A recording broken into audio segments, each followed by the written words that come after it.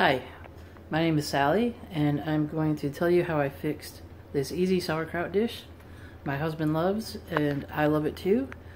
I cut up an apple, peeled it, diced it up, and I got some uncured, no sugar added bacon, fried that up crispy, tore it up, and some all natural, all beef sausage, sliced that up, fried it so it got a little crispy on the outsides, and let's see, oh, and some yellow squash and baby zucchini. I sliced those, basically steamed them, but kind of got the yellow squash a little crispy.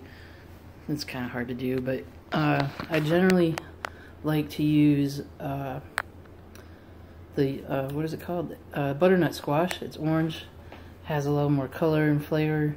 Well, I mean, yellow and the zucchini is pretty good too, but that's all they had, so you know, you deal with what they got.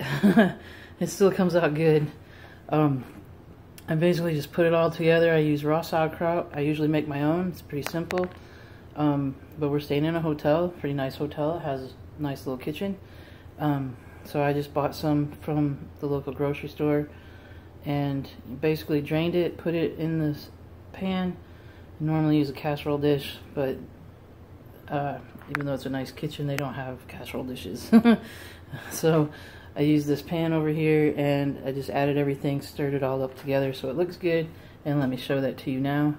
It's really simple to put together, looks good, and it's very appealing. So take a look. I hope you like it. I'm sorry, I wanted to show you actually how I made it. So this is actually my second video, and the first one, I guess I never hit play, so you missed all the good parts. But anyway, this is my first food cooking video. I hope to do more. I'd love to have you subscribe and see what else I have to do in the future. Give me some love, and I'll see you later. Thank you.